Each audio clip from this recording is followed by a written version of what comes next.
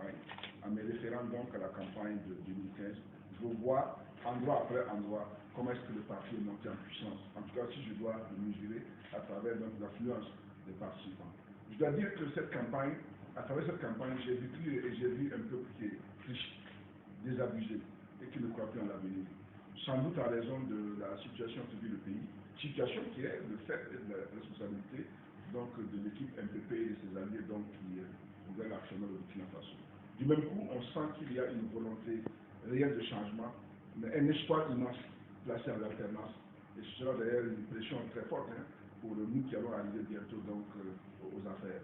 Je n'ai pas besoin de faire la litanie donc, des questions qui assaillent les gens, l'insécurité, la question de la réconciliation nationale, la question de la cohésion sociale, la question de la corruption, le manque d'emploi pour les jeunes, le manque d'emploi et de ressources pour les femmes, les questions de l'école, les questions de santé, et je m'en tiens à cela pour ne pas faire une longue liste. Tout cela est apparu au cours de la campagne comme étant les soucis donc, de population et nous avons essayé et tenté d'y apporter donc les réponses que nous passions appropriées. Notre programme est connu, il traite de toutes ces questions-là avec pour chacune d'entre elles des idées très fortes, très novatrices, qui, si elles sont mises en œuvre, au lendemain donc, du scrutin du 22 novembre, permettront donc un nouveau départ pour le Burkina Faso. Donc pour ce qui me concerne, je n'ai pas un problème de notoriété. Je n'ai pas besoin que l'on dise c'est lui de Diabré, les gens savent déjà. Maintenant, ce que j'attends, c'est qu'ils me renouvellent leur confiance et que ceux qui ne l'ont pas fait la fois passée m'apportent donc leur confiance. Je dois dire que j'ai eu le sentiment que mon message a été entendu et surtout que ma candidature suscite un espoir. Les gens veulent un changement et se disent que je suis le seul à pouvoir apporter le vrai changement.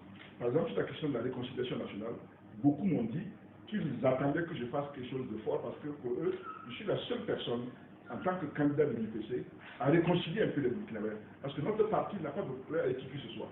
On n'a pas de passif, ni de crime de sang, ni de crime économique. Donc nous sommes les seuls capables de rassembler tout le monde.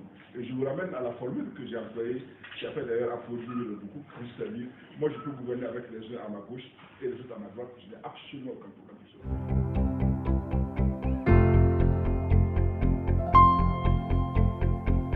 Nous sommes en train de compiler des éléments. D'abord, il y a des éléments avant élection. Il y a toutes les questions d'achat de conscience et surtout de retrait des cartes d'électeurs, des femmes, pour des fins que Dieu se ignore. L'ODT vient de révéler des pratiques. Nous avons d'autres éléments, nous attendons de les confirmer. Mais il est clair, et je le dis ici, d'abord, moi je suis un homme de paix et de dialogue. Et j'ai eu à poser dans ce pays un acte en 2015 que très peu d'hommes politiques à travers le monde posent. Je suis allé féliciter mon adversaire avant la fin des élections. Ça veut dire que quand c'est sincère, je n'ai absolument aucun problème à le connaître, que je sois vainqueur ou vaincu. Mais si ce n'est pas sincère, parce que je ne suis pas un idiot, si ce n'est pas sincère, je ne reconnaîtrai pas le résultat. Et je veux que ce soit très clair. Je veux qu'on ait un processus qui soit transparent et que ce qui sort des jeux là, c'est ce qui aurait été mis par les Burkinabés.